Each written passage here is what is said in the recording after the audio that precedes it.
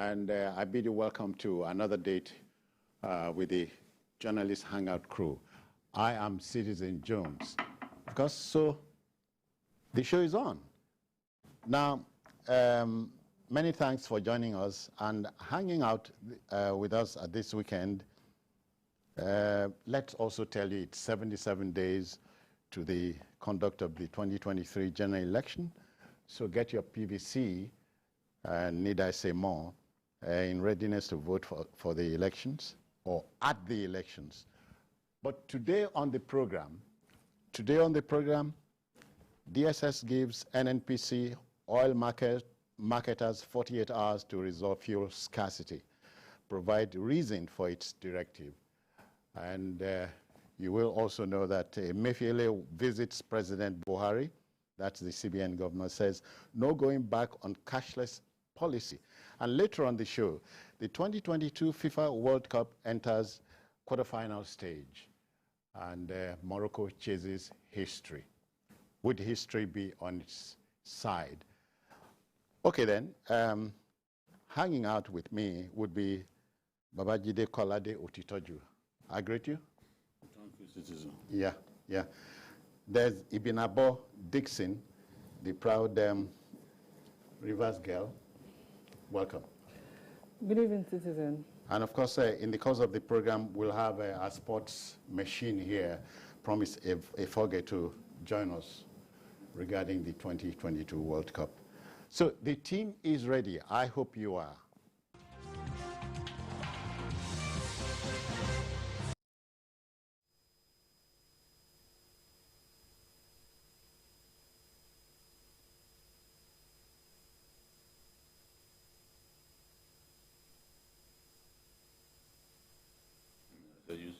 Use your script. That's why we have it. All right, folks, let's go. We're told that one of the tests of leadership is the ability to recognize a problem before it becomes an emergency. Fuel scarcity hitting a country at a Yuletide is a national emergency, if you ask me.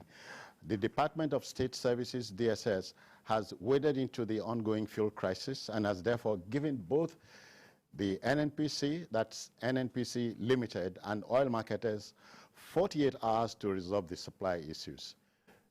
Spokesman of the agency, Peter Afunaya, at a briefing in Abuja, hinted at economic sabotage. Did you get that? Economic sabotage, and threatened to go after those impeding the supply of petroleum products. After all, the NNPC had given assurances of a sufficiency of the products. Nigeria is the action of the NNPC foresight or both? Both. Both of them? Both. Let's go. I do not believe that we have the level of sufficiency that we need for a time like this. That is one. I know also that these marketers have been complaining that the price is not cost reflective. They want the price to be jacked up. We will never have peace until that sector is completely deregulated. The situation in which prices are fixed and some stakeholders continue to sell above the ex-depot price is not desirable for anyone. If people find it difficult to make money under the present pricing regime or regime, then you would expect that they will cut all kinds of corners so that they can make money. For example, some depot were selling this product at about 220 naira per liter. So what did you expect independent marketers, for example, to do? Because independent do buy from depot owners, they buy from major marketers. So their own profits are definitely limited. there are some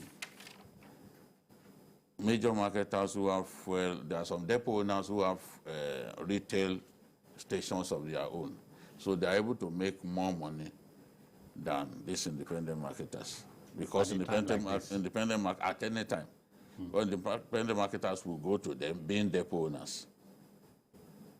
I'm saying that there are some depot owners who have filling stations of their own. Yeah, they retail the product. Okay, so those ones, their profit margin would definitely be higher than that of independent marketers. So when independent marketers go to depot owners, and depot owners sell at above even the regulated or approved pump price, what do you expect them to do? Of course, they will push that burden back to the consumer. To you and I.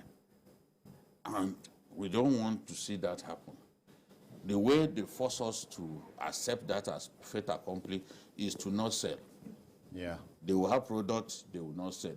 The price volatility in the sector is the worst that I've seen in my adult life. Oh, yeah. Today you can buy it at 285 naira per liter. In my village, my dad told me that last week they were selling it at 285 naira per liter. Some were buying at 300 per liter elsewhere. Even here in Lagos, some were buying at 260, 240, you know, depending on where you are buying the product. Some have and refuse to sell. And if we all want to buy from major marketers, a lot of the major marketers are in the urban centers. Yeah.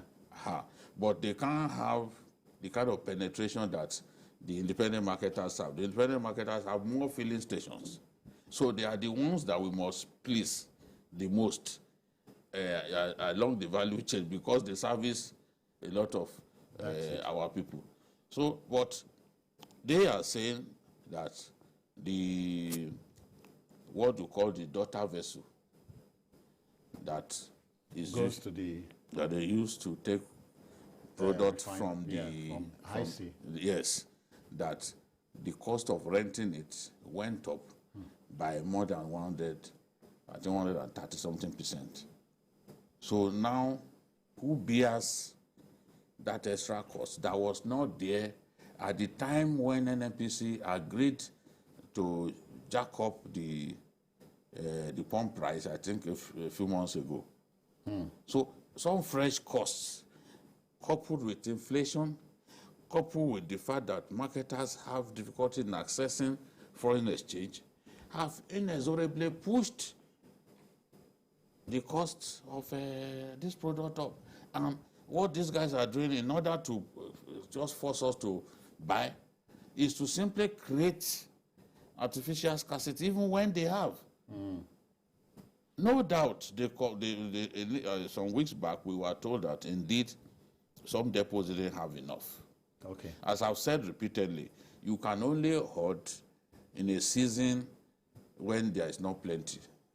When there is plenty, everyone wants to dispense his cargo. Yes. But once these people sense that there is a bit of supply tapering down, you see that they want to exploit the situation. It is those such people that the DSS is frustrated about and now warning them, because the truth is, DPR, I don't know if they changed their name now, they are the ones who are supposed to monitor these filling stations. But how many personnel do they have? Yeah. How many enforcement officers do they have? Then in the hinterland and semi-hinterland, how many people do they have to go to those places and ensure that these people sell at the approved pump price? So we have all kinds of problems. But I know that economic sabotage is a big issue, even in this. People having the product and preferring to punish the rest of us for no reason. That's the word. Yes. Punish. So those are the people that my friend Afunaya was talking about, that look, we have to go after them, because let's face it, citizen, petrol is a security product. It is. Petrol scarcity can push people to violence. Especially at a time like this. Yes, this is not the time when it should happen because we use it more at this time. People have to travel, people have OMBs, they want to spend money and all that. So this is the time when you need it. The demand will be higher at this time. Even I hear that, well, the first law of nature is self-preservation. We must preserve this union called Nigeria. It may not be the best, you know, as we would have wished for, but let the country enjoy the relative calm that we have. I think the spokesman of the DSS, Dr. Ifunanya, was pushed to the wall before the conference. But sometimes, don't you feel that there are some people who are using this country and it is time for us to beg them, leave us alone? You know, I'm sorry, I hope I'm gravitating your way. See, I had a thought, and BKO brought it up. You see, we have over 500 agencies and departments all over the place. What are their responsibilities? You see, sometimes the way we go about things is like we don't have regulators. Nobody to oversee anything. People just wake up someday and then, yes, the depot issues, the marketers issues, but there should be regulators. DPR, that is now called the Nigerian Upstream Petroleum Regulatory Commission, what are they doing? This is their area. This is their responsibility. That is why that agency was, created in the first place. What are they doing? People are suffering. The other time, do you know how many people have gotten injured because they were probably fighting at a filling station or somebody came and whatever happened? It is a large threat to security, and we don't see at a time like this. They don't understand it. People go out as late as 12 in the midnight looking for PMS. Because BKO mentioned Owambe and everything, even in the home. You need to power your generator. Yes. And every other thing. Small businesses are suffering. It is so bad. Reconcile all you have said with the fact that the NNPC had said there was sufficiency. So how do we reconcile both? So who is saying what? That is why I would really love the DSS to match action with what they have said. They have given them 48 hours. They should have reasons for giving the 48 hours. And if at the lapse of the 48 hours, nothing is done, it should take it up. As simple as that. People are really suffering. In a country where we are an oil-producing nation, every time we're talking about these over and over, is it not just like we are sounding like... a broken record. Oh, you understand? It is very, very, very, so much incongruencies. Jide, one pertinent question is, when does the 48 hours begin? When are they supposed to lapse? Because the thing started yesterday. So are we counting down? Yes. Well, the important thing is that the DSS that handed down that ultimatum knows when it will come to an end. And I think the DSS, people will argue that is it their responsibility that should actually ensure that petrol marketers do not punish Nigerians in the way that they are doing. But I believe that the threat from the DSS should be able to nudge these people to behave themselves. And I'm happy that they included NNPC in this whole thing because it is a very, very corrupt sector, starting from the NNPC. It's difficult to find Puritans in that sector. Starting from the NNPC. People, you and I know that even Nigerians, the NNPC tells us that our consumption, our daily consumption is about 101 million liters a day. Everyone finds it difficult to believe. And you heard what the Custom Controller General said the other day. He said, no, this cannot be scientifically proven that Nigerians consume that much. Because he's saying, okay, The person who filled his tank yesterday, are you saying that tomorrow is obligated to fill it again? Because you can't just tell us that every day this is what we use. But recall that in the first term of President Buhari, we thought at a time like this, fuel scarcity was no problem. But why now? Why now? And well, we had fuel scarcity during his first term. In 2017, we had one of the worst fuel scarcities in our history. It prompted the Senate... Over Christmas? Yes, for most of that year. For most of that year, and even during Christmas, it was hell. I spent part of my Christmas in Ogun State. Okay. At that time, every day we were struggling to find fuel. Then the Senate was forced to call a town hall, some kind of a public hearing.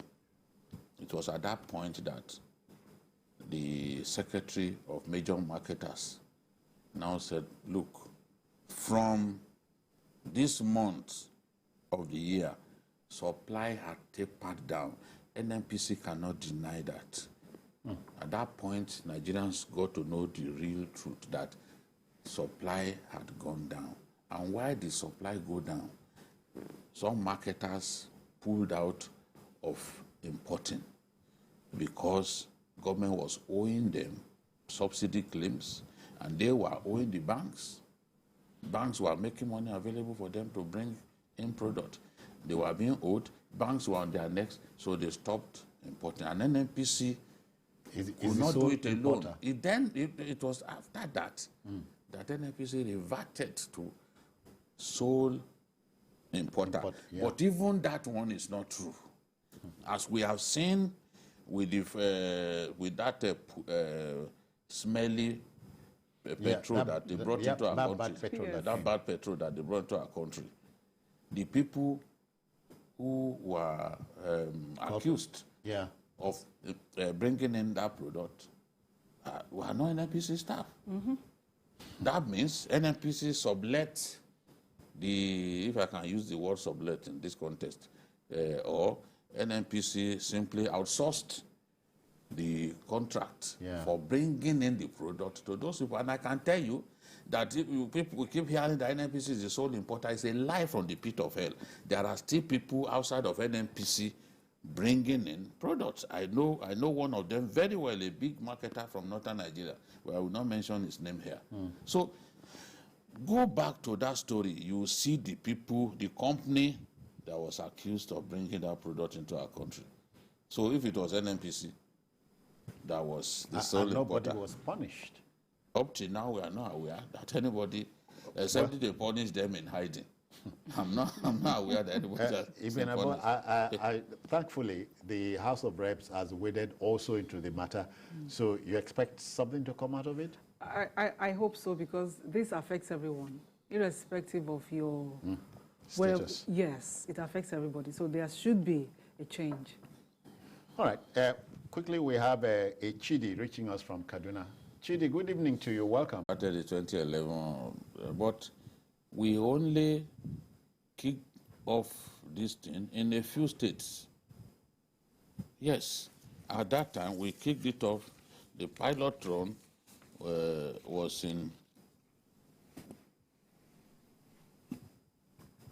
Lagos, Ogun. These were the states where we kicked it off at that time, And if you must withdraw money in excess of 500,000 from your account, you then have to pay a penal fee, just to discourage people making such withdrawals. And then, if you are a corporate concern, 3 million. Now look at what Emefiele wants to do now. That you can only withdraw 100,000. It's your account, it's your money. Over a week, not at once. Yes, in a week. He pegged withdrawal from ATMs at 20,000. You can't go back there after you've taken the 20,000. Now, the most senseless of what they are trying to do has to do with the POS. Oh, yeah. Now, if this policy is implemented, the POS, those they call them bank money agents. Those guys will be out of business in no time. Now, if you can't come up with schemes that deliver jobs for our people, why create situations that cause more and more of our people to lose their means of livelihood? There are even students, core members who are using this POS business to just hold body, just to make a little money, because these are difficult times that we live in. People like Mayfele will not understand this because they are already wealthy and they live off government. They live off government. People don't live off government. They are the ones who feel the pinch of what we are going through at this time. Now, as I was saying yesterday, banks are literally non-existent in so many of our rural areas because of insecurity. Places where we had banks. You know, even in Iwo, I think it was recently that someone was telling me that the banks in Iwo were attacked and those banks stayed away. I don't know the situation now. But I know many communities that banks were regularly attacked, and for that reason, banks just decided that no, we are not doing business here again. People resort to the use of POS agents in those places. In my village now, people build houses. They build houses, they don't move cash around. It is those POS people who help. Oh, I need 50,000 today, they make it available. You are not going to move because you want, banks that are not working, or you don't have banks in the place anymore. You want to build a house, it will cost like 25 million. You are not going to move tons of cash to sites or to your house. What you need, you take your ATM card to those guys. They make the money available to you. You continue your work. We built a house for my dad just this way.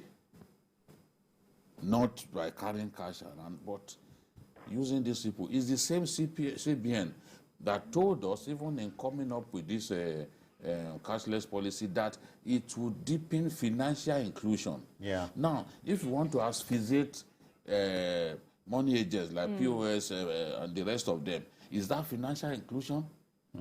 You are kicking people out of business, and you call that financial inclusion. Even as we speak now, bank staff are worried because these policies will keep people away from the banks. All right. What do you want to do in a bank when you know that you can only take so amount in a day? So a lot of them will be idle. They will lose their jobs. Okay, let's make some money now. We are going on a commercial break. Please join us. We'll be back shortly. Don't go away.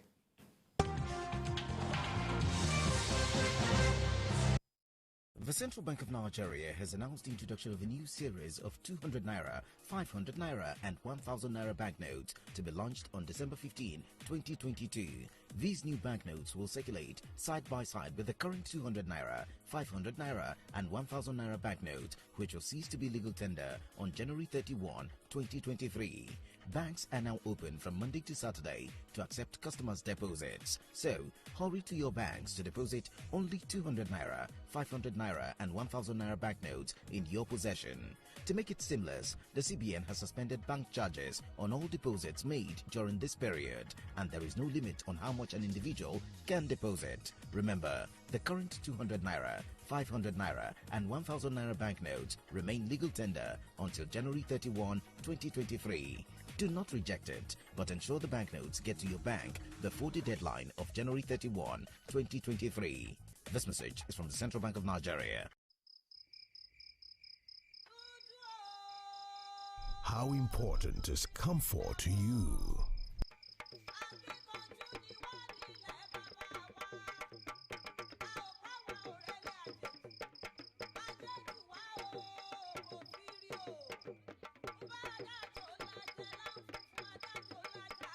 Is it as important as the day you discovered that self-love is the start of good life?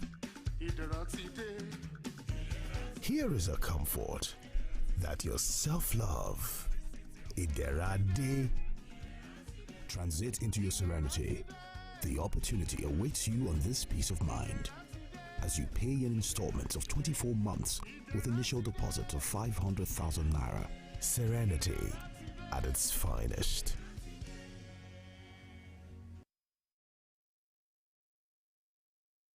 Nigerian corrections has had quite an impressive infrastructural upgrade. It has constructed around 12 new custodial facilities within the period we are looking at. Both steps have been taken by our administration and an innovative, huge facility in 6 locations are being constructed. I call them high-capacity custodial facilities. Each of them can accommodate 3,000 areas, and they are like a village. Before the end of January next year, I hope to take the media and the Ministry of Information on a tour of one of them that is almost completed in Kano. This message is brought to you from the Federal Ministry of Information and Culture.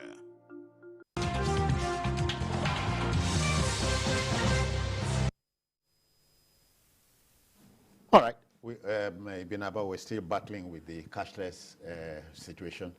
I must go to my village now and look at the small businessman or businesswoman there. And how do you preach the cashless regime to him or her? Sincerely, we are not ready. It is a beautiful policy, but we are not ready, because you don't wake up someday and then say, okay, this is what you want to do. Yeah. What are the mechanisms in place?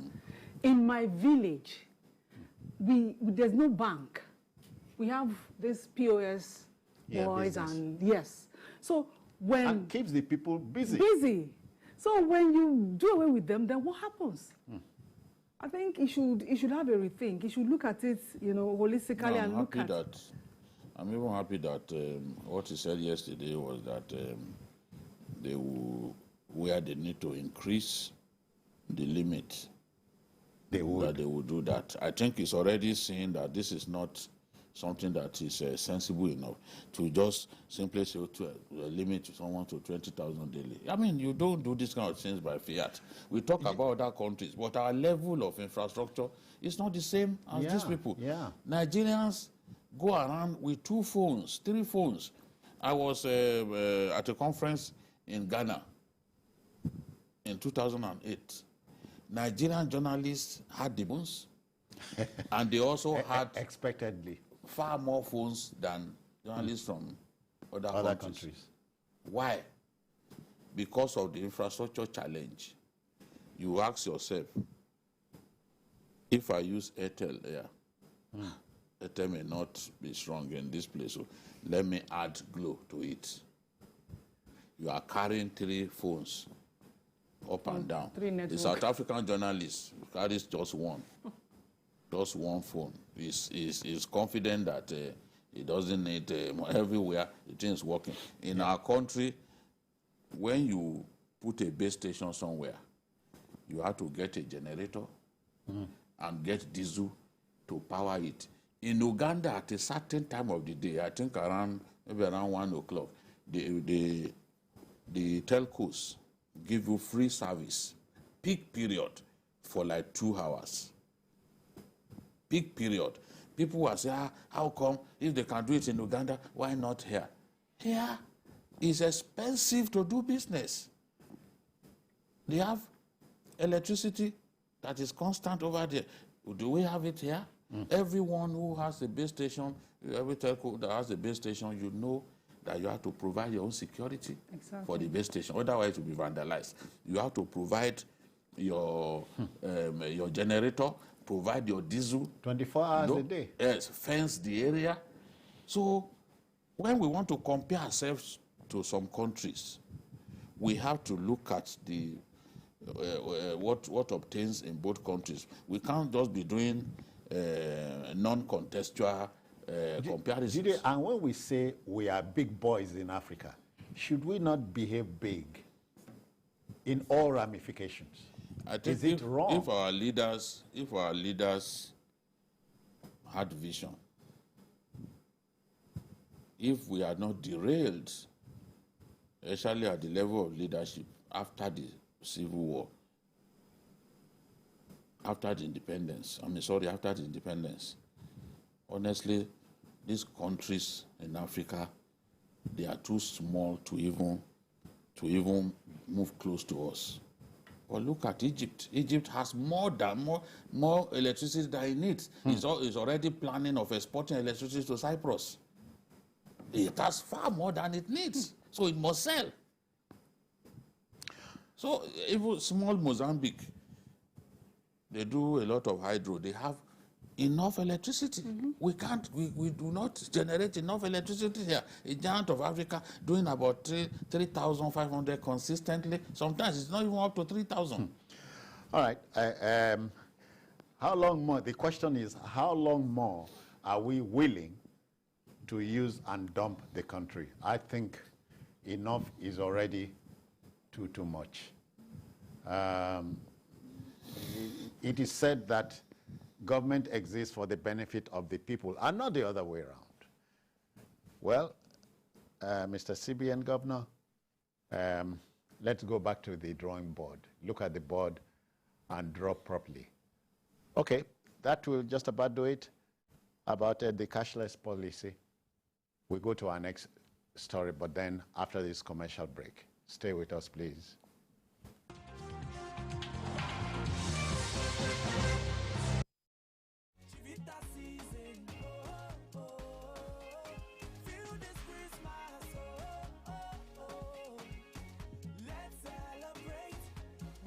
Everyone has a Chivita this season.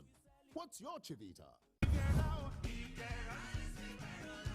This place will have a recreational park that is designed to make life comfortable. Wellness is key, and we're putting this place that will help people to, keep up on their health where they could burn their fat.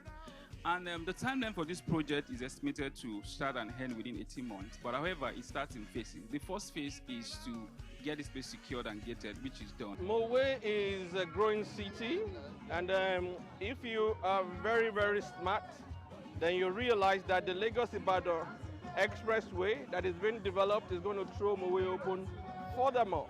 People that have gone ahead of us have great investment here, and even way in the 90s, even before we talked about coming here.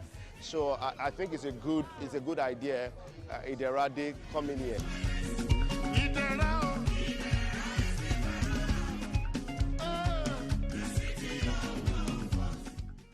The Central Bank of Nigeria has announced the introduction of a new series of 200 Naira, 500 Naira and 1000 Naira banknotes to be launched on December 15, 2022.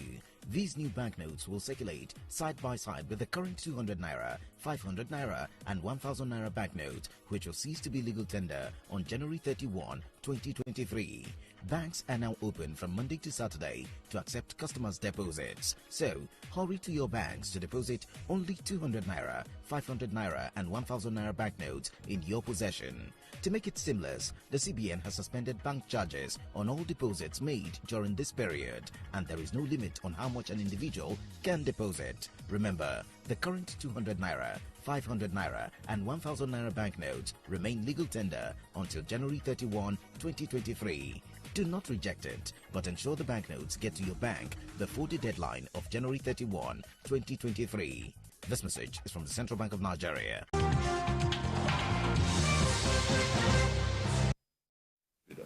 All right, welcome back. And believe it or not, I've just looked at it. 87 minutes, Croatia nil, Brazil nil. Brings us to sports.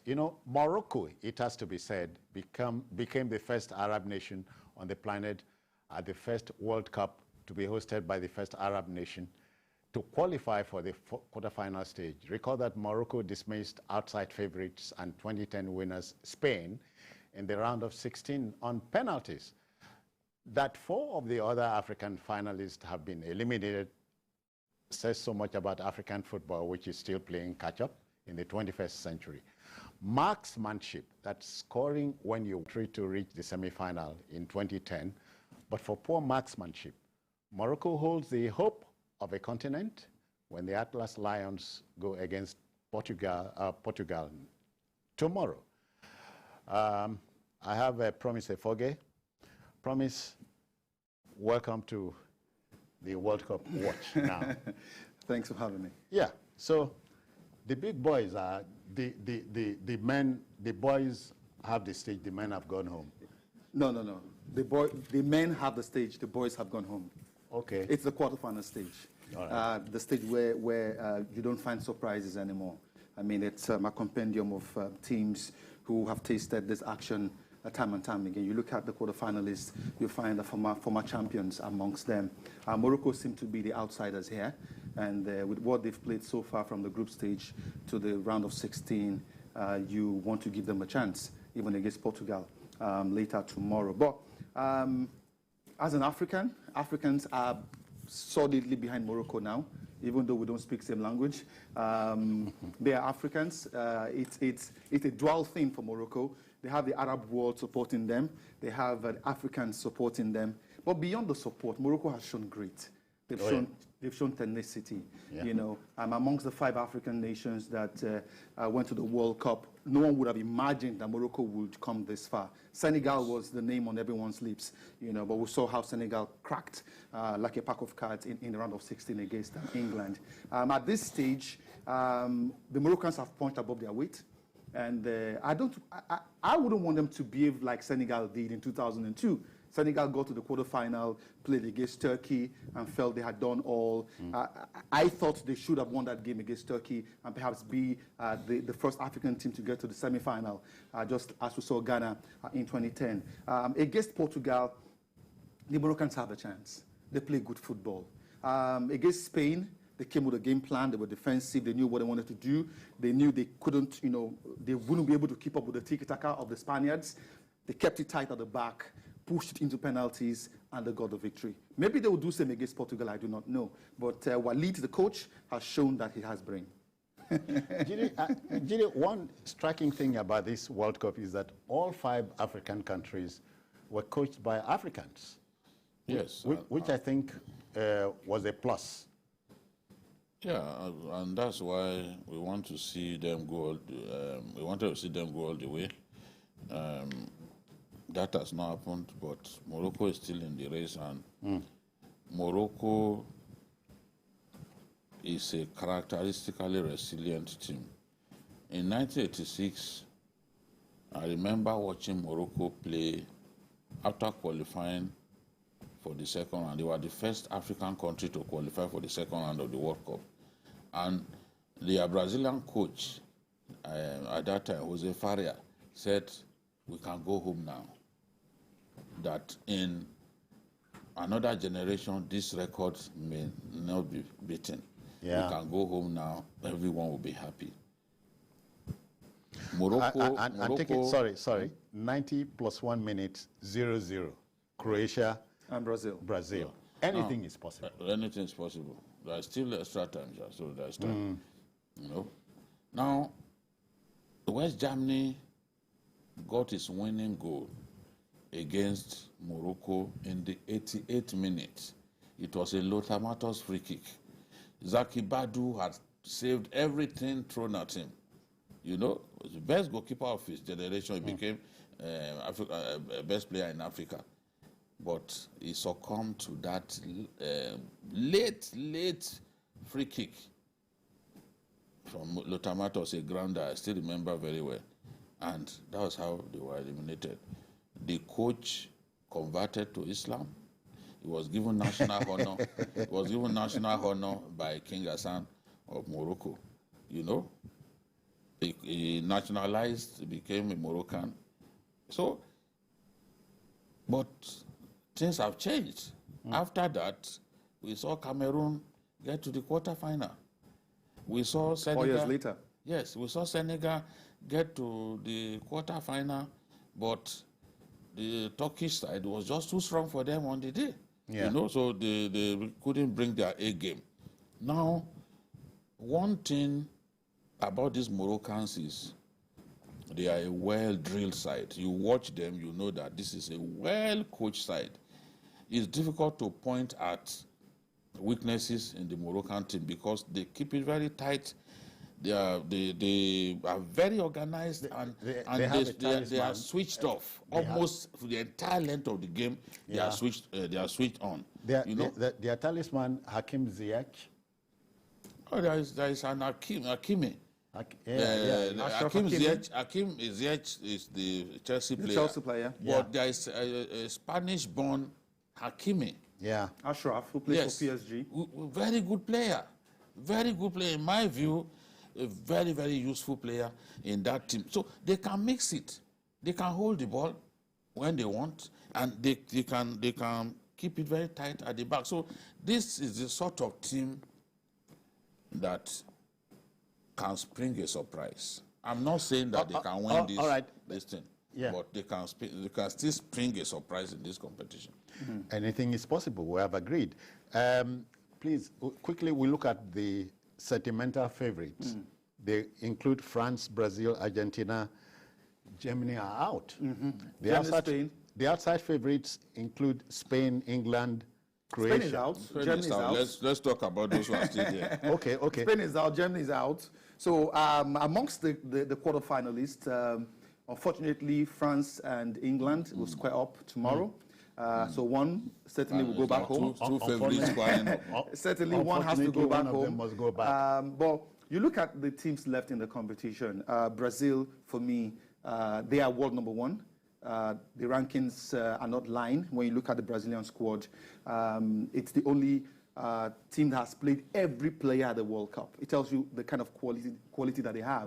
Were you disappointed by Belgium number 2? Well, Belgium have had that record of being underachievers at the big stage. Little wonder Eden Hazard has retired from football. From the national team. It was just time to do so. Yeah. They've always had this generation of players who just fail to pick when it matters the most. You know. Jide, quickly. I was really shocked at the performance of Belgium. It was more terrible this time. Players, including Trossard. Trossard was doing very well in the Premier League. You have one of the best goalkeepers in Thibaut Courtois. What was the problem? What was the problem? You have Ventogin, you have Kevin De Bruyne. Matches. Quickly, was Nigeria missing at the last World Cup? The world missed Nigeria. Nigeria had the best talents in our continent. You know? Yes, we have the best talents. We have the best talents. People expected us to do better. You look at the Senegalese team. I don't think they have better talents than us. Maybe some of them, apart from their talisman, Mane. How many real big players do they have? What would you say is our problem? Organization. We do not do well in terms of organization. The blending of the players. You see, players, an assemblage of star players does not make your team great. The best teams are the teams that the players complement one another effectively. That's what the Moroccans are doing. They don't have big players. I think the Super Eagles were lucky not to have qualified. Okay. They would have been embarrassed at the World Cup. Embarrassed by... Thank God. In that group. Thank God. All right, quickly. Please let us, as we say in the mind's eyes, go to Igbogila. Igbogila is a town in Ogun State. The traditional father there is Oba Ebenezer Oshingade Olanloye. He celebrates his 23rd coronation anniversary. So we say, Kibata Kwelese, Kade Kwelori, Ki Ashe Kwelenu, Ki Oko Oba, Koma Shawa Lese O. Kabiyesi, we greet you. Kabiyesi, sir. All right. Ọlọ́run á lọ́ra ẹ̀mí yín. Okay. Á rí yín pẹ́. All right. Now you go interpret them. Promise, we want to thank you very kindly. Thank you so much for having me. All right, that's it on our program for today. If you missed any portion of it, join us at 11 later tonight for a repeat broadcast. But on Sunday, we'll go the whole hog, expand the field for you for 2 hours from 1:30. Join us then. We are also on YouTube at youtube.com/TVC News Nigeria. I'm Citizen Jones. Bye-bye now.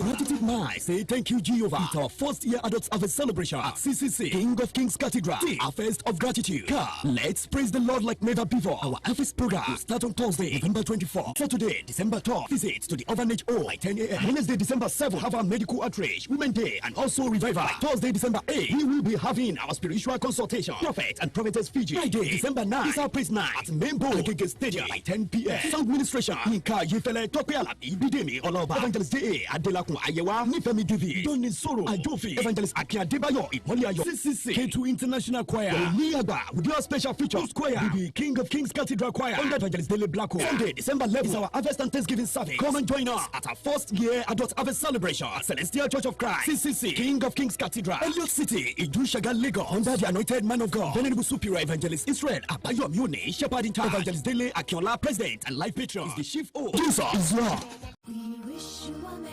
My name is Femi Adebayo. This holiday season, Star Times is taking us to a better level. You can step up your family entertainment with the Star